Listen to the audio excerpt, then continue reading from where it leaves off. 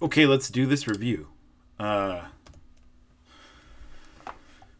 this one is set up maybe slightly different than other reviews that you may have seen in other classes. There are blanks instead of the actual answers. I'm going to give you the answers in this video, but they're blank on the slides that you're going to have, so you can like fill them in.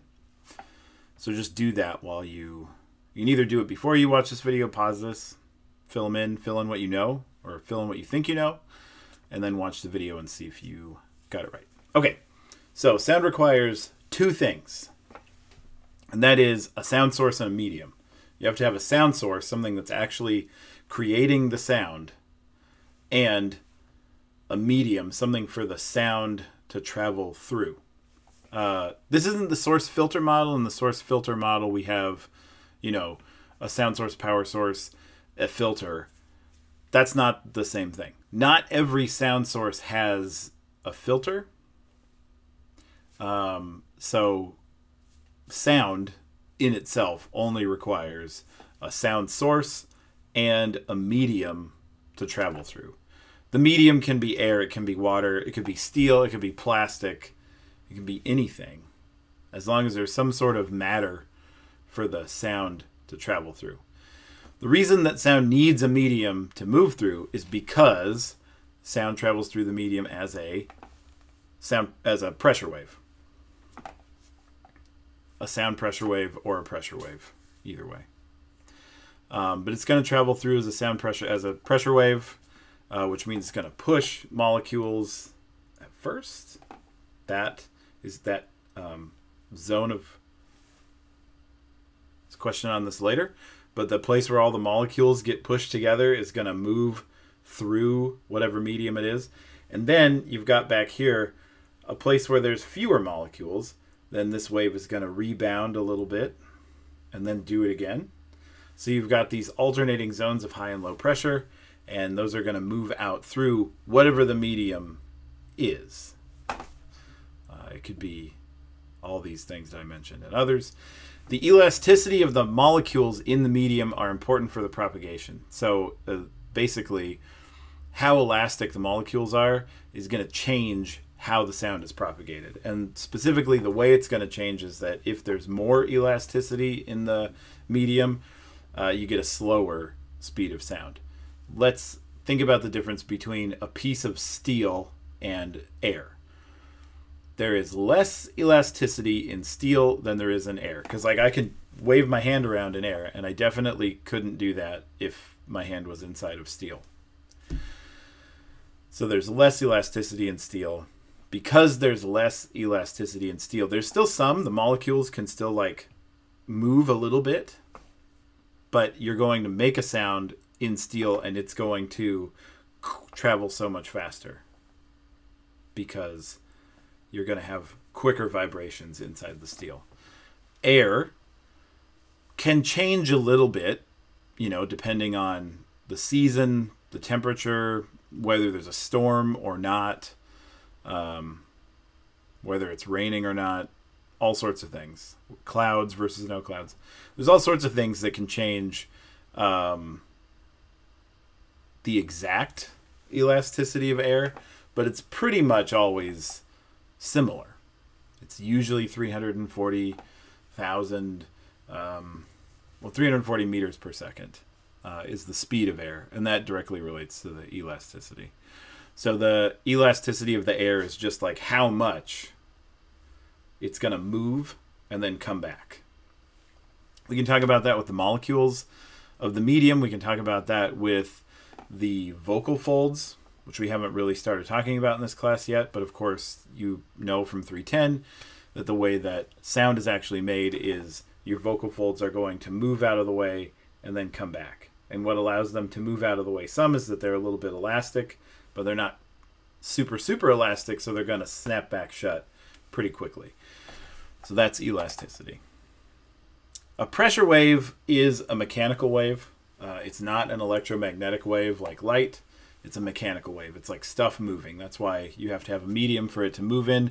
An ocean wave is also a mechanical wave, but there's some differences between pressure wave, sound pressure wave, and an ocean wave. Specifically, the ocean wave is going to like move up and down like that, but the wave isn't moving up and down. Like it's not shooting up into the sky. The wave is moving in some direction. Like there's a storm over here and it's pushing current that way. So the wave is moving this way, but what's happening is it's going like this and it's moving this way. That is called a transverse wave. Pressure waves are parallel to the direction that they're traveling. So sound is going this way, and the way that the molecules are bouncing around is going in the same direction. That means that that is a longitudinal wave. So sound is a longitudinal wave, not a transverse wave. You may have questions on both longitudinal and transverse. Okay, let's talk about periodic sine waves really quickly. So a periodic sound wave has zones of high and low pressure. We talked about that a little bit. What are those called? High pressure is compression. Low pressure is rarefaction. The number of wave cycles in a given amount of time is what? It's the frequency. Right? And it, you know, like we talked about towards the beginning in class, frequency can be anything. You could do per minute. You could do cycles per minute, cycles per day, all sorts of things like that. And there are things that are measured in different units and it's still considered a frequency. Reps per minute in a car, that's a frequency. Beats per minute for music, that's a frequency. Usually when we're talking about sound, frequency means a specific kind of somethings per something, and that's represented by hertz. And the units for hertz are what? Cycles per second. So usually if you say frequency, it in relation to sound, in this class, it's always going to mean cycles per second. Outside of this class, in other disciplines, it could mean other things. The amount of time it takes for the Earth to rotate once is like, oh, here we go. The amount of rotations of Earth that you get per like moon cycle to come back to a full moon, you could put that in as a frequency. And that is something in astronomy that you'll use as frequency. The amount of like solar time, there's a solar day for the actual sun, and you can do like frequency of our spins in relation to that, and that's a different kind of frequency. But anyway, in this class, frequency is always going to mean cycles per second. In this class only, frequency will be analogous to hertz. So you can say the frequency is 110, fine. You can say it's 110 hertz, cool. In fact, the frequency is going to be 110 hertz. You throw the units on it, that's fine. But so in this class, it's the same. Outside of this class, not all the time. Hertz is cycles per second. The distance covered by one wave is what? It is the wavelength. That one we don't really have a standard measure for. It could be meters, it could be centimeters, it could be millimeters. Whatever. If you have to compute one, you're going to be given the unit that it's in.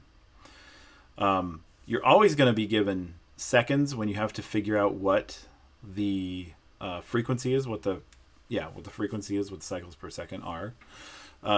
It's always going to be seconds, like fractions of a second or something like that, but just give it back in those same fractions of a second. Do I talk about... Oh, yeah, okay. Wavelength and frequency are... How are they related? They're inversely related, right? So a longer wavelength is going to be a lower frequency.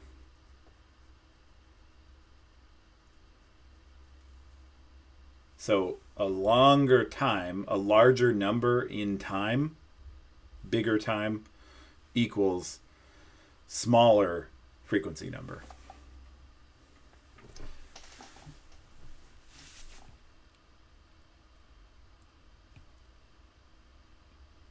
what I'm thinking is like longer does seem lower to me, so that seems like those are totally related. But I think that's an artifact of like working with sound forever. Like I just know that a longer thing is a lower thing.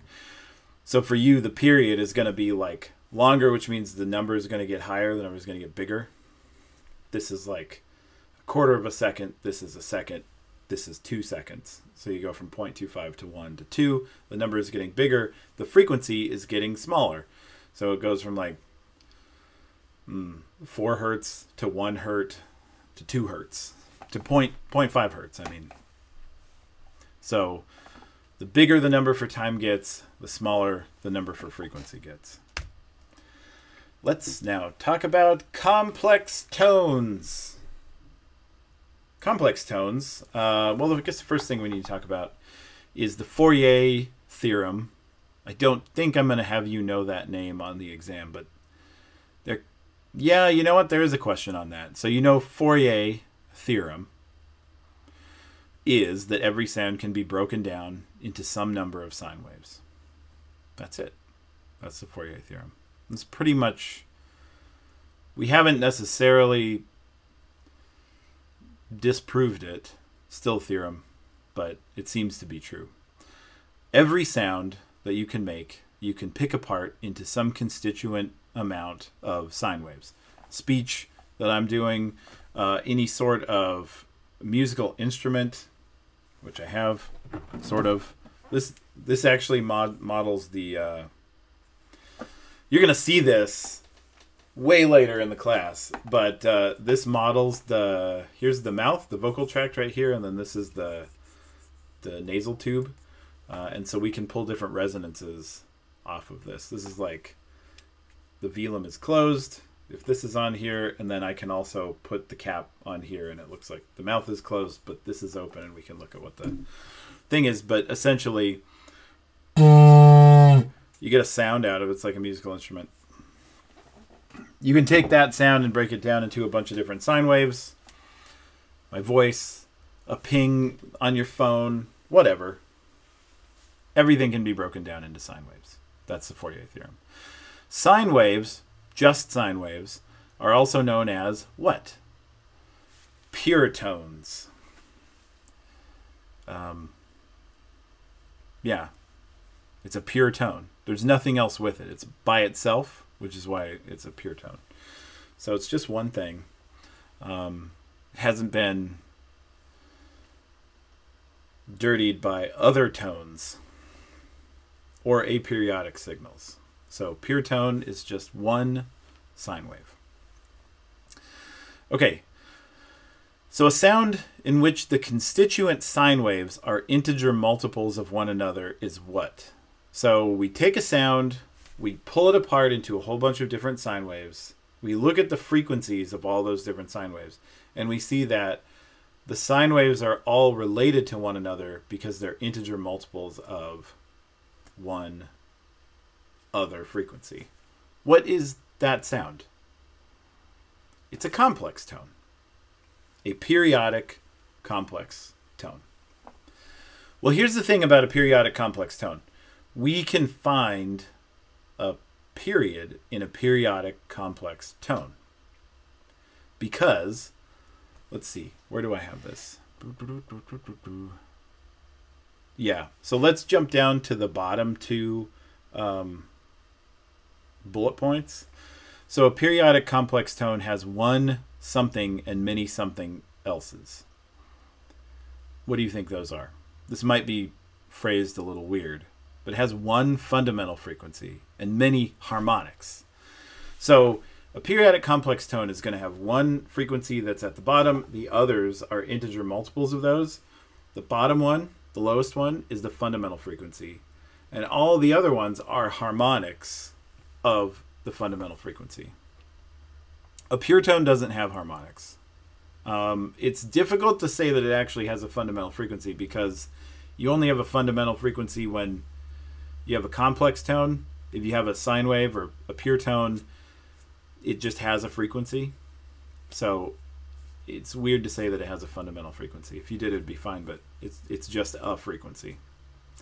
Periodic complex tone does have a fundamental frequency because there is the lowest frequency in that group. All the other harmonics are integer multiples of one another. The tone that you hear is the fundamental frequency, the lowest one. This means that if you look at the waveform of a periodic complex tone, you're going to see it repeat in a couple of different ways. Like, it's going to be a repetitive signal. It's going to look weird. It's not going to look just like a sine wave, but it is going to repeat. When you see where it repeats, like the whole structure repeats, that's the fundamental period. It's the period that's related to the fundamental frequency. So if the fundamental frequency is 10 hertz, I'm going to see if I can do this in my head. If the fundamental frequency is 10 hertz, then to go from frequency to period is your new period is going to equal 1 over 10 hertz, and so that's going to be 0.1, right? So your period, your fundamental period, should be 0.1. You should see the biggest repetition at 0.1 seconds. You'll see little repetitions within. We'll look at a couple pictures of these, and you probably remember from class, but this is just what happens with a periodic complex tone. The fundamental is the lowest tone in the signal and has a corresponding fundamental period. So that last one there is just exactly what we talked about. The fundamental frequency is the lowest tone in the signal, and it has a corresponding fundamental period, which is the periodicity of that complex tone. Okay, so we need to go back up to the fourth bullet point. It has an identifiable period. That's the fundamental period. A sound in which the constituent sine waves are not related is what? Aperiodic signal. Not a periodic signal. It is an aperiodic signal. It's not periodic. Some signals are comprised of both periodic and aperiodic components. One of those is what? Speech. How is that the case? We'll see if I can show you while I'm recording my screen.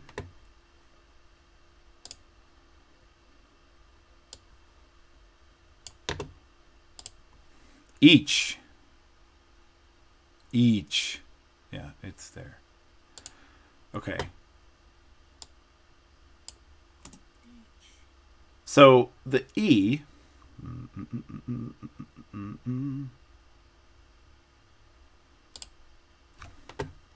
the E is pretty periodic. In fact, we can zoom way in on this and you'll see that it's pretty periodic.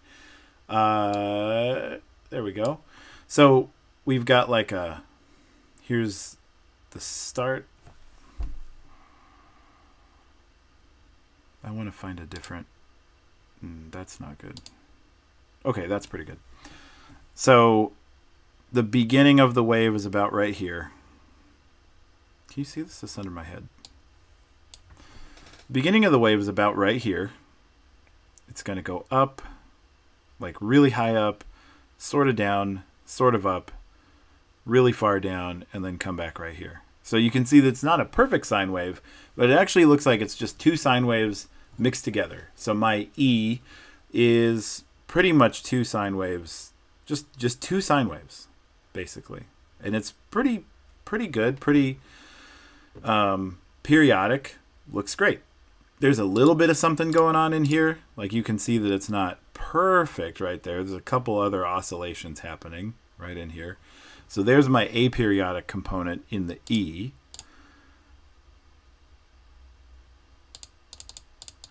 But then when we go to the ch right here, you'll see that it looks way different. So we're going each. The E looked really good. You go to the ch and it's like, it's just not, it's completely aperiodic. So even in our really periodic portions, vowels, E, O, there could be slight aperiodic signals in there based on just what's going on in the vocal tract. People with voice disorders are going to have more of that aperiodic stuff going on, and that's one way that we can actually use this to like check for voice disorders. But then all of us are going to have aperiodic portions when we go ch and sh and like that. Those are all aperiodic. There's not really a frequency that we can pull off of those sounds when they are aperiodic. But speech is made up of both. Okay, so we've talked about all the things on there. A waveform represents what? Waveform represents amplitude going this way and time going this way. So it's amplitude over time. It's what we just looked at in my speech signal. Amplitude over time. A spectrogram represents what? Well, that's frequency over time. Remember, spectrogram is the one that has those like stripes. It's frequency over time. Time is still on this axis here. Going up this way is frequency. And then what they do so they can sort of represent amplitude is they make the bars brighter or dimmer or a different color. Some of the ones that I have are like, they go from dark purple to bright orange. Some of them go from black to white. But whatever they do, they use color to represent amplitude. But the spectrogram basically is showing you frequency and time. A spectrum represents amplitude and frequency. There's no time represented in a spectrum. What I really, really, really want you to know, because it's important for the exam and life, is a spectrogram and a spectrum are not the same thing. They sound like they're going to be the same thing. They totally do, but they're not the same thing. Let me go back to Audacity and show you what I mean. So this is a waveform.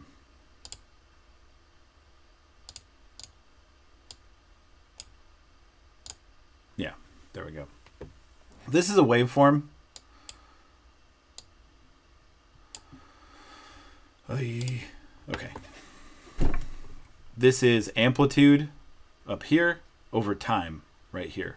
We can see that it's time. It unfolds over time like that. And then it's amplitude here. The rate that the amplitude changes is what creates the frequency that you hear. And we can look at the amplitude over time to compute the frequency. But we can also just pull frequency out of the signal.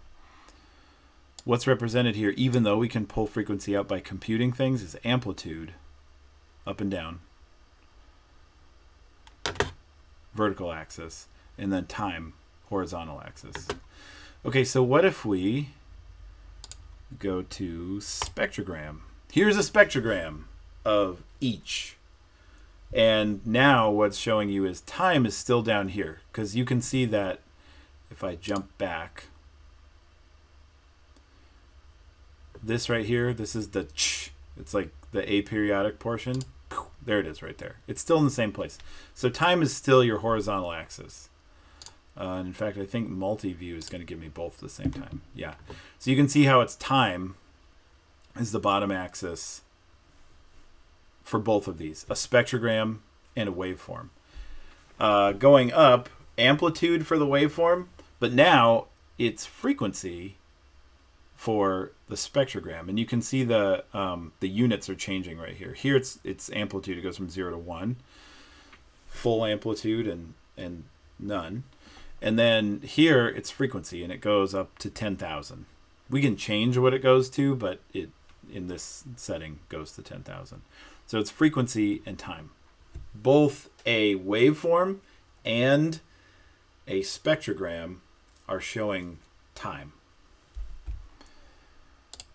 And that's not what I wanted.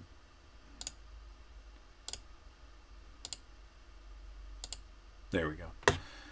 Then I can grab this part of the E and I can go to Analyze Plot Spectrum, which you guys all know how to do. This is the spectrum. There is no time present in the spectrum. What it does is it collapses all of that stuff that I grabbed that unfolds over time and shoves it into just one time point. It's just looking for, you know, the frequencies that are most active in that entire time. So frequency is now your horizontal axis and amplitude is your vertical axis. Okay, so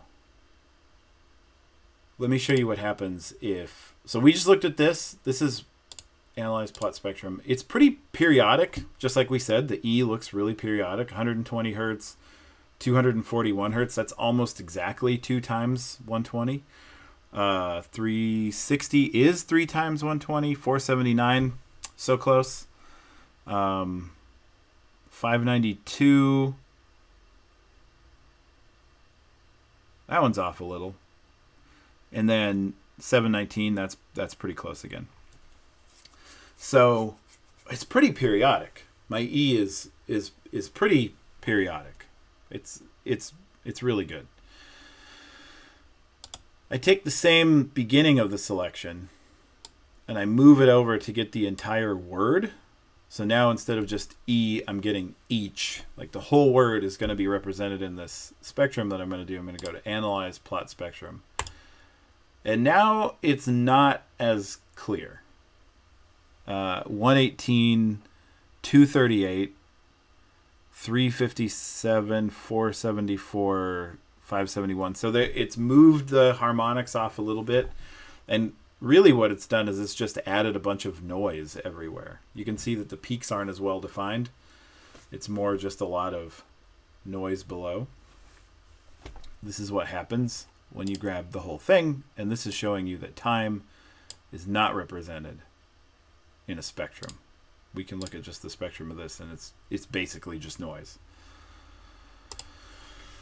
Okay. Spectrograms and spectrums are not the same thing.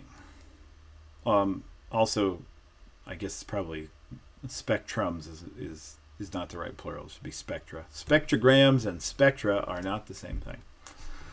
Okay, what 2 things does a resonator do? This resonator could be anything. It could be a Helmholtz resonator. It could be your vocal tract. It could be a bridge that goes over the Tacoma Narrows of the sound, Puget Sound. What does it do? It does 2 things. One, it amplifies some frequencies that fall within like the wavelength of the resonator. So if a frequency has a wavelength that's close to the same length of the resonator, that's getting amplified. It also attenuates. And so the frequencies that are not close to the wavelength of the resonator get attenuated. This is pretty much the same thing as a filter. It does the same thing. It amplifies and attenuates.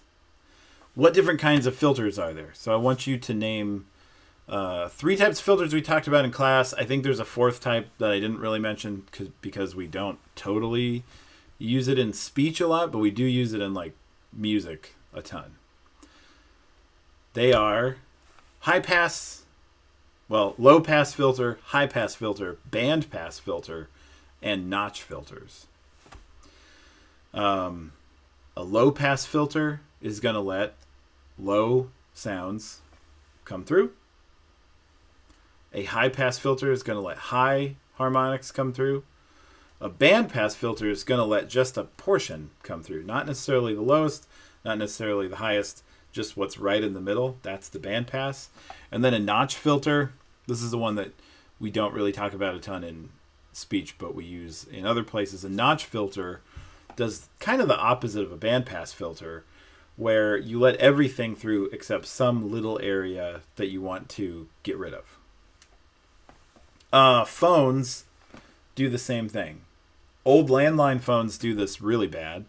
They don't carry all the frequencies. They're like a bandpass filter, basically. And then, regular phones, cell phones, do it too. They're a little bit better, but not much. They're still just a bandpass filter that kind of gives the range of frequencies that are necessary. So your phones are going to give you your formants, which you know is necessary for understanding what's being said. But the reason why the person on the phone doesn't sound like the person that you're talking to in like face to face is because not all the frequencies are getting through. Sometimes, depending on how low a person's voice is, their fundamental frequency isn't coming through. You can still hear it because we always hear the fundamental frequency even if it's not present. That's a cool illusion. Maybe we'll talk about it later, but it's not for this exam. And it also cuts off a ton of the higher harmonics, which gives like the quality of the voice, but nothing about the intelligibility. Well, maybe sometimes a little bit of the intelligibility, but not most of it. So phones are bandpass filters. And Zoom and probably this. Frequency response is really good on this microphone, but I don't know about YouTube. Okay, let's talk about resonators. A mass spring model shows how many frequencies? It's just one. When you take a mass spring model and you chart the position of the mass over time, what does it look like? So the mass is going to start in the middle, let's say, and you're going to pull on it, and then it's going to come up. It's going to go past the middle. It's going to go, oh, I could use the middle of the screen. Cool. So you're going to, the spring's in the middle. It's at rest. You're going to pull on it all the way. Boing. And it's just going to like move like this. If you chart this over time, so let's say you take a snapshot, like snapshot at the beginning, here, here, here, it's coming back up, back to the middle, halfway up, all the way up, halfway up, in the very middle, halfway down, all the way down. It's not going to trace out just a line because you're doing it over time. So what it's going to do is it's going to be like here, here, here, here, here, here, here. I'm running out of room. Here. It's tracing out a sine wave. The mass spring model makes a sine wave. If you mark where the mass is as it resonates, you're getting a sine wave. So it shows that the mass spring model is a sine wave. It's creating a sine wave. So think about this. I didn't make this connection for you in class, but think about it this way. If you turn the mass spring model, so it's going like this. It's going down because gravity is pulling on the spring. Let's say you turn the mass spring model this way, and the mass spring is going like this. Now, all of a sudden, instead of a mass spring model, you got a subwoofer. You've got this diaphragm that's pushing air. And it's a sine wave. It's tracing out a sine wave. Now it's pushing on air. It's just shoving air. And what that's doing is creating a sound pressure wave that then gets to your ear. You would hear it as just one pure tone, depending on how fast the mass spring model is moving. It's a low sound. It's a high sound. If it's moving slower, it's a low sound. If it's moving faster, it's a high sound. Cool. Okay, charting the position. Yeah, we already did that. A Helmholtz resonator shows how many frequencies and in what? Well, it's just one frequency. And this time it's in air. So we don't have to imagine the mass spring model as a subwoofer in air. Like we have a Helmholtz resonator. I don't have a bottle in here. I do have a bottle in here. It's a Christmas decoration that I haven't put away yet. So it's got lights in it. I don't know what that's going to do to the... That's why I haven't put it away. I don't know what to do with the lights. So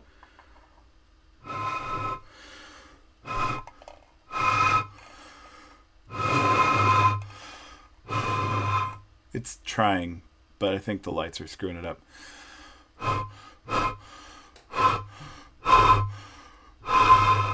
You can almost hear it. That's a Helmholtz resonator. It's making one frequency, a really low frequency.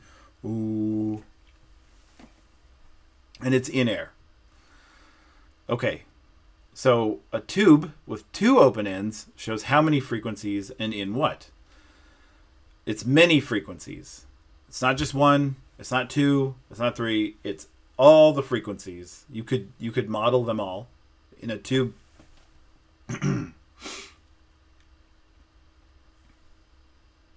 I think I inhaled possibly like tinsel or dust off of the bottle. Okay.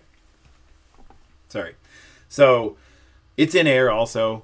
You could do as many harmonics as you want. You just put whatever number harmonic you want to calculate for in the end portion of that equation.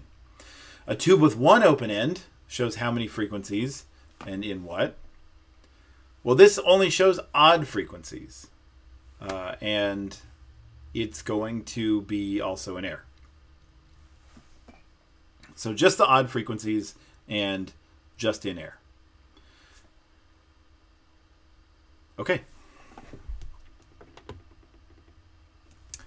Actually, I wanted to, let me draw this really quickly. So the mass spring model is going to be modeled by 1 over 2 pi, not equals. I did that in class too.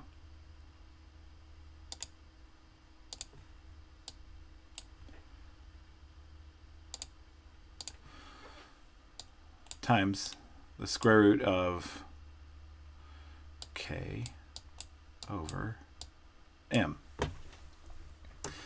K is the stiffness of the spring. M is the mass of the mass. If K goes up, frequency goes up because K is above the denominator here.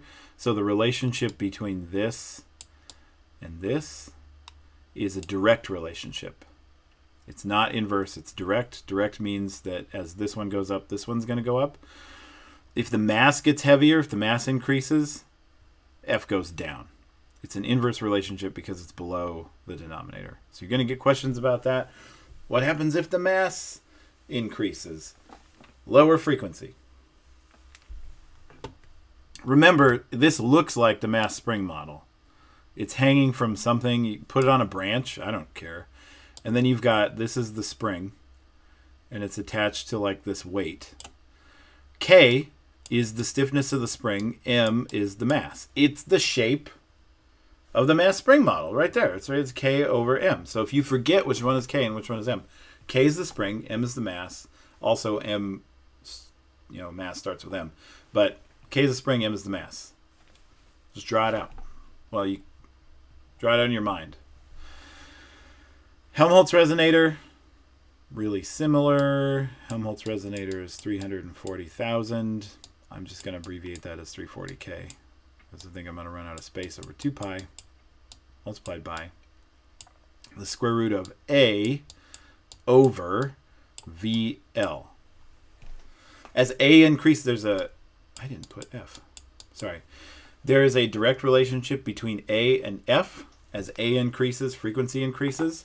There's an indirect or inverse relationship between volume and length of the neck. Volume of the bowl, length of the neck. As volume or length increase, frequency decreases. And look, this is the shape of the Helmholtz resonator too, because you've got this is the area, this is the length, which I drew at an angle. This is the length, and this is the volume. So A over VL. It's the same shape.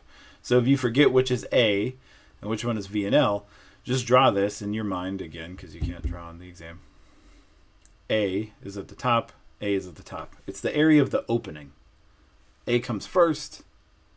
It's the first part of this drawing. A is the opening, the area of the opening, not the volume of the bowl. Not the, you might think of it like the area of the bowl. It's not. It's the volume of the bowl because it's a 3-dimensional shape. The area is just for a 2-dimensional shape. The opening is 2-dimensional. So A is at the top and V and L are at the bottom. Okay.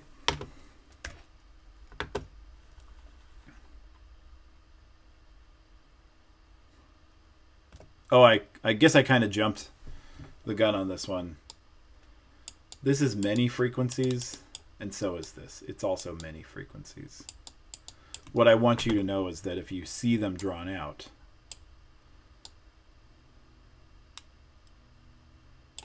that's going to apply for both of these. Just depends on what the numbers are, like what the center frequencies of both of these are. A Helmholtz resonator is going to look like that. It's just one, because it only does one frequency. Okay, now the next question is, a tube with two open ends will have what harmonics? All the harmonics. 1, 2, 3, 4, 5, 6, 7, 8, 9, 10. A tube with one end open will have only the odd harmonics. 1, 3, 5, 7. Okay. Modeling speech. Speech is a periodic, aperiodic, or both signal. We already talked about this. It's both. It's periodic and aperiodic. It has periodic components and aperiodic components. So we can use a spectrum to look at the frequency of our periodic components. Sometimes there's little aperiodic components in with the periodic components. That's okay. We can still see like the general area of like where most of the power is in the spectrum, but you might see some little, like, let's say you have like a frequency thing and it's showing you there's a lot of power right here, and it does that, and then it kind of goes like this. You still got peaks. You got a peak here, you got a peak here. That was a little too tall, but that should be the peak. It's a little too tall, it's a little too wide, but that's okay.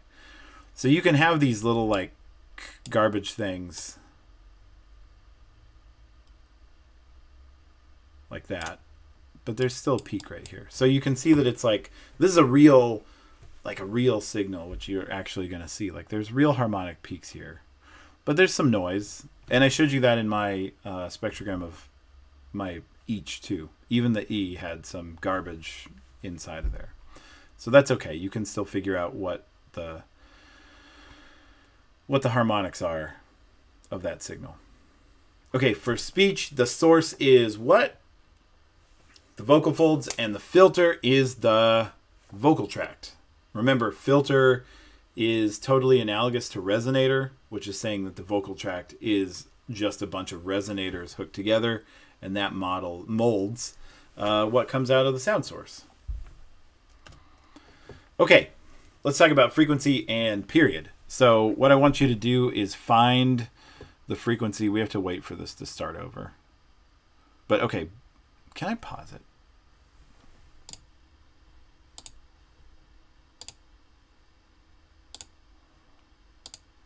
No.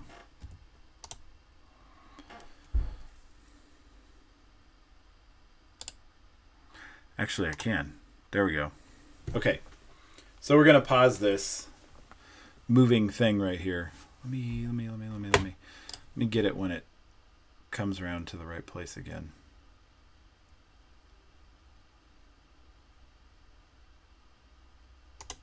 All right, there we go. So, what's the frequency of this sine wave? Well, here's one. Can you see my mouse on this? Yeah, you can see it pretty well. So here's one wave, and it kind of ends up between these marks. So don't go for that one. We're going to go until we can actually find a place where it crosses a mark that we know what's going on. So we've got one revolution of the wave here. No good. The second revolution, no good. The third, there we go. Right there. Not at 0.02, because 0.02 is here. It's at 0.19. I don't know why that moved over. So it's at 0.19, which means we have 3 total waves in 0.019 seconds. What we need to do is see how many seconds it takes for just one of those waves to go through. Okay, so now this is going to have to like move again. We have 3 waves. Forgot how to draw a W for a second. 3 waves in 0.019 seconds. That means we need to divide 0.019 by 3. And that is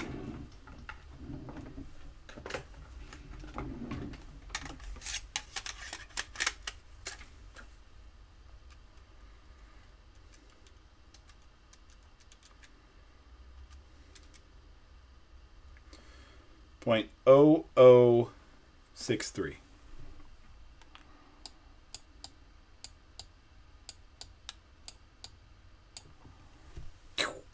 There you go.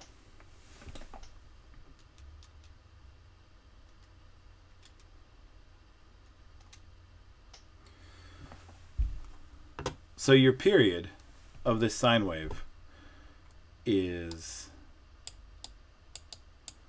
0.0063. And if we pause it again, does that make sense? Yeah, it does. So if this is come up just a little bit, so it's going to be just a little bit back. Here's one cycle of the wave, and it stops not at 0.005, but a little bit after 0.006. And if we move it back just a touch, now all of a sudden we're at probably 0.0063. So 3 waves in 0.019 seconds. Divide the 0.019, the time that you had for all 3, divide that by 3 to pull it into just a section for 1 cycle of the wave.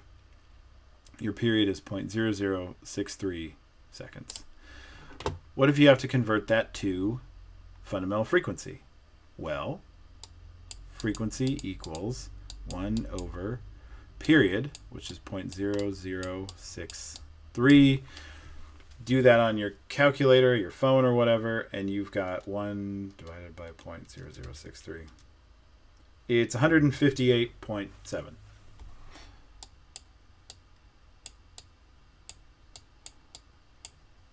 That's the frequency. Remember that frequency and period are inverse. Frequency equals 1 over t, and t is period, and period equals 1 over f, which is frequency. These are some of the kinds of questions that you'll have to do, but you know that. Oh, there's a wavelength question that I had here too. Let's wait for this to start over. All right. So what's the wavelength of this wave? Well, here we know that this is 0.8 meters, and we've got 1 cycle of the wave, 2 cycles of the wave, 3 cycles of the wave, 4 cycles of the wave in 0.8 meters. So we can do the same thing that we did before. We're going to take the 0.8 meters, and we're going to divide that by 4, because there's 4 cycles in there. And that is going to equal 0.2 meters. That's the wavelength. Wavelength is distance. Period is time. Frequency is cycles per second, or hertz. Okay, another thing you're going to have to do is find the fundamental frequency of these representations of some sounds. The fundamental frequency of this first one is 100. One thing that I want you to notice is, okay, so we've got 100, and we've got integer multiples. We got 100, and then 200, then 300, then 400. 1 times 100 times 1, 100 times 2, 100 times 3. Cool. The spacing between these harmonics is also the same as the fundamental frequency. So like this is 100, and this is 100. They're all 100. The spacing between them is all 100. So there's a few different things you have to look for here to make sure that it's a periodic tone, because if it's not a periodic tone, it doesn't have a fundamental frequency.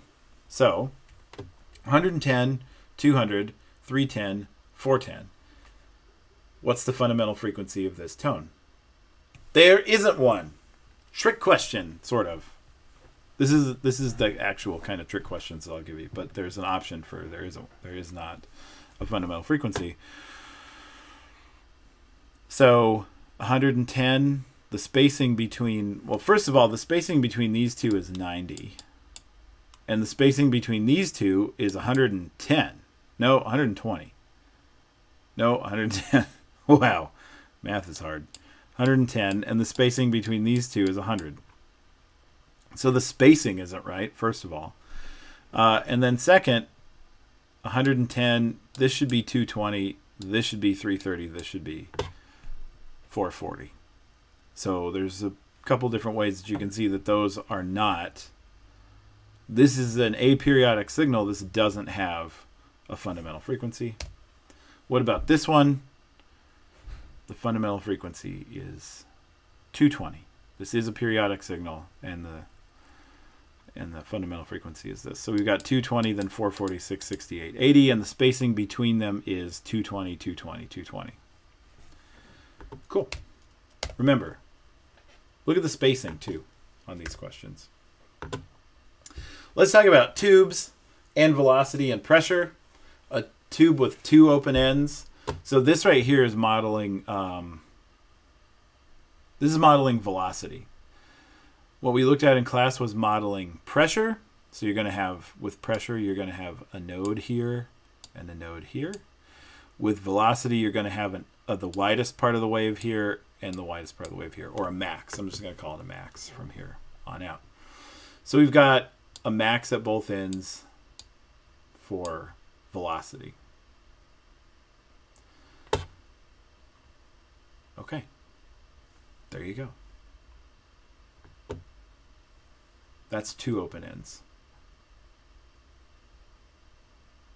The only way that this, like, I see why I want to start with pressure now that I switch around and go with velocity, is because you can see the wave right here. That's only half of a wave,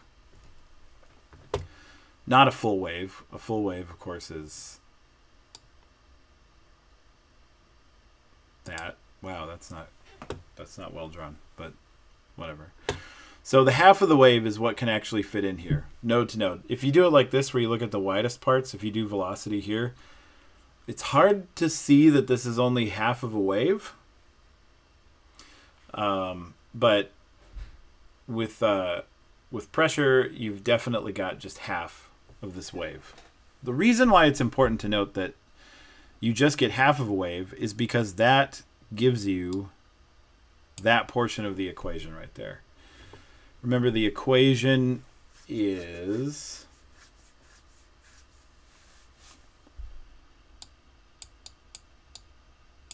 now we're going to have many frequencies, so it's going to be Fn. The n is which frequency you're looking for. Fn equals n times 340 over 2L. The 2L portion is down here. That's because the fundamental frequency, which is the lowest one, which is the one that we're looking for. We're always curious about the fundamental frequency. It's the first harmonic and the fundamental.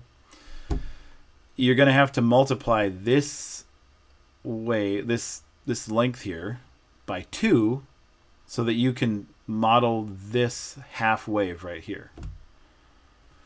The wavelength is related to the frequency, but you can only get the wavelength for the full wave right here by having 2 tubes, and then you fill in the rest of that wave right there. That's why you're multiplying it by 2. Okay. So that's 2 open ends. One open end is going to look like this. With one open end, you've got a node at one end and the widest part of the wave at the other. This is also modeling it on velocity. I like velocity better because it makes more sense with the vocal tract. This is the folds, and this is the mouth, and so that then makes sense. Up here it makes sense because you can see half wave if we do pressure. Down here it makes sense with what's actually going on in your vocal tract where the folds are closed and the mouth is open. So you're going to have a node at one end and the widest part of a wave at the other end, which actually means the smallest wave that you can shove into that is right there, which is a quarter of a wave. And that is why the equation that we have for tube closed at one end is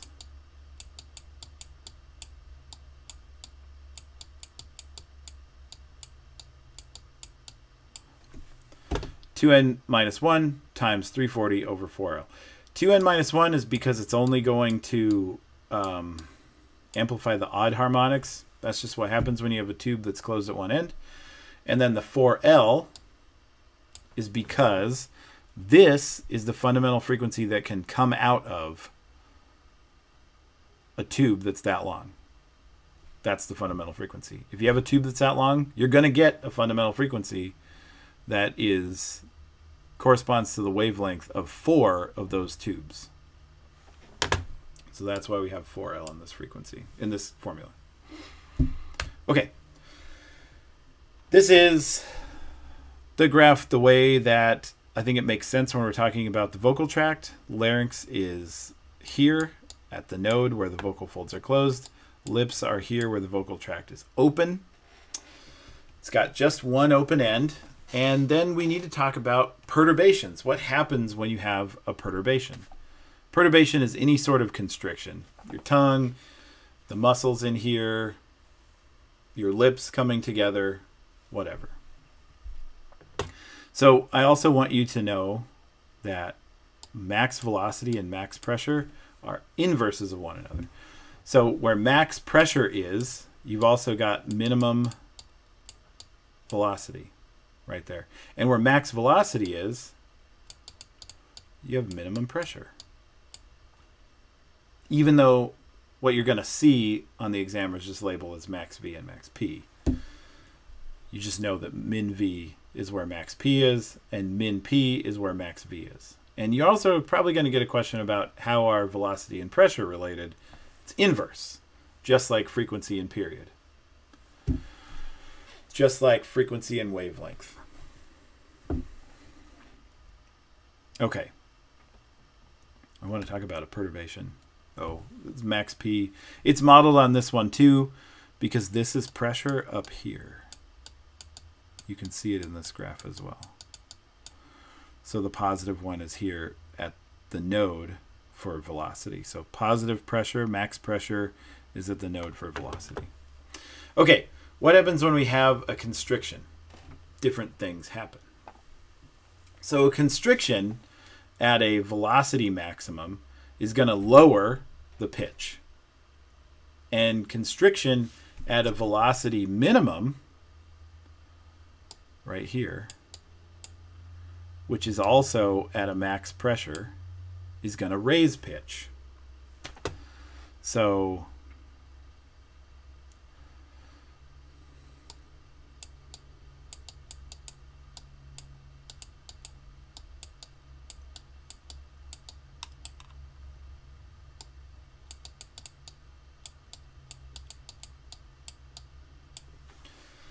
this is basically what you're going to have to do in your head, I think. Remember that velocity and pressure are inverse. So where there's a max V, there's a min P. Where there's a min V, there's a max P. And then also remember that max V corresponds to frequencies go down.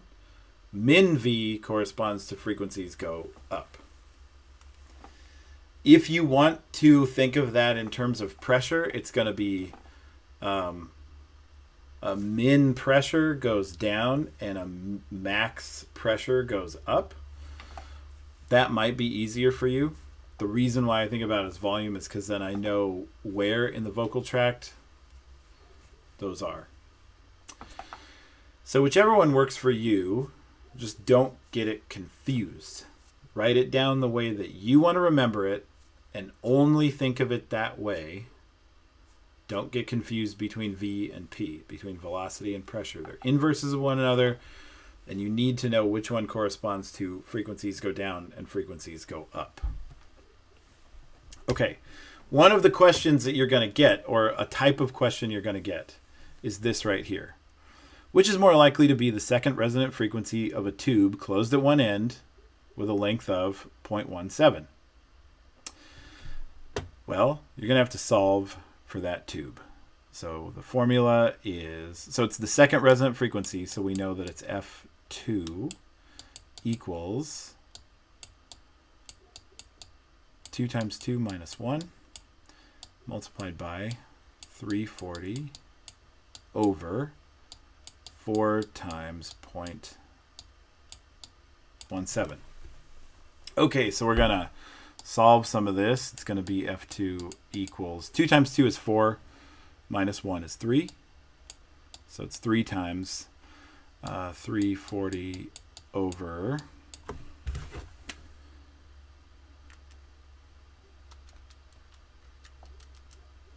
0.68.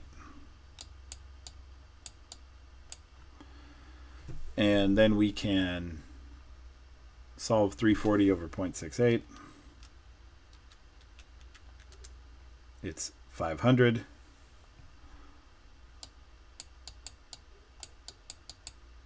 So the F2 is 3 times 500, which equals 1,500. That's not your answer. That's going to be one of the things that you can choose, but that's not your answer. Because what is most likely to be the second resonant frequency of a tube with a constriction here at a max V? Well, remember, a max V is going to lower the frequency. So if you're lowering the frequency, you can just kind of estimate that it's going to be something like 1,400. The options that you're going to be given are 1,500, 1,600, 1,400, and like, I don't know, 8,000 or something like that. It's 1,400. It's going to lower it. So it's going to be 1,400. You're also going to get questions that look like this. What happens to the resonant frequencies of the vocal tract? So basically what's going on here is this is the first resonant frequency, this is the second resonant frequency, and this is the third resonant frequency. So that's why there's 3 of them. It's not weird. It's not as weird as it looks. And you just have to estimate what's going to happen to each of these frequencies. So the max V, this is where it's going to go down, and this is where pitch is going to go up. This arrow is closer to, like, the halfway point is roughly here. So this arrow is on the side of making pitch go up. So it's going to get like a short up arrow. Now for the second resonant frequency, the arrow is right on the max V, which means pitch is going to go down. And on this one,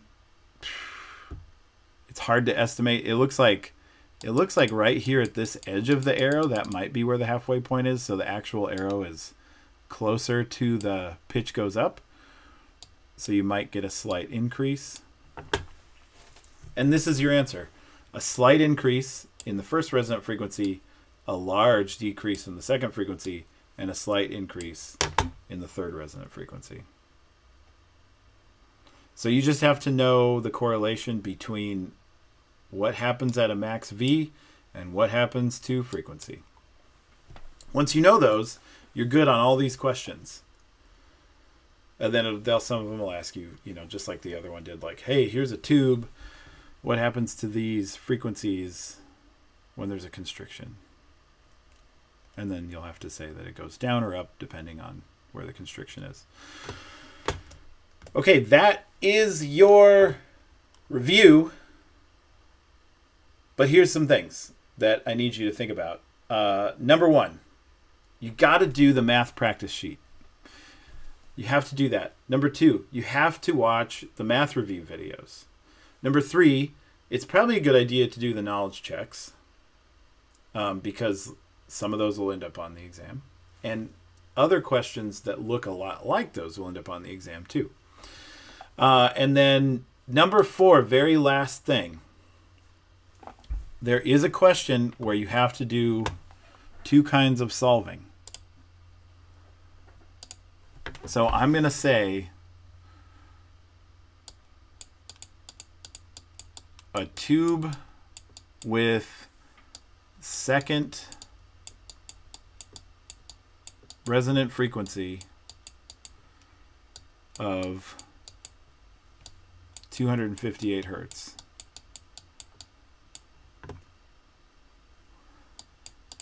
Is lengthened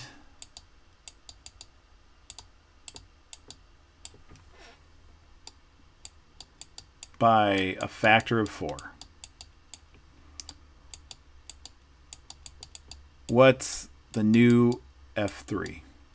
Okay, so what this means is you need to solve for the length. You got to figure out what the length is of the first tube. So cut this problem right here. Right here. A tube with a second resonant frequency of 258 hertz. Okay. Solve for L. What's your L? So you solve for this tube right here. 258 hertz is the second resonant frequency. Don't solve it as the first resonant frequency. It's the second resonant frequency. Figure out the L. Take the new L. Multiply the new L by 4. Then solve for the new tube. The new third frequency of the new tube with a longer, it's a longer tube. It's been increased by 4. This is in the math review video, but focus on this one because in my online class, people did really well on the first 4 questions. They watched the math review video. They got it all. It's easy math. Just like you guys will do, it's fine. You'll be fine with it. The 5th one they had some difficulties with because they didn't focus on, I think, just the order in which they need to do these things. So this is the order that you got to do it. Figure out the first length. Figure out what happens to the length when it gets longer. Then figure out the third resonant frequency. It's like 3 different steps. You have to solve for 2 different tubes. Everybody's trying to make it just one formula. It's not just one formula. If you do it as just one formula, you're going to get it wrong. So, solve for 1 tube. Figure out the length of the tube. Multiply the tube by whatever I'm telling you to multiply it by. Figure out the resonant frequency of the new, longer tube. That's how you do that. And like I said, that's in the math review video. Watch the math review video, and it'll guide you through step by step on how to do it. Okay. Good luck.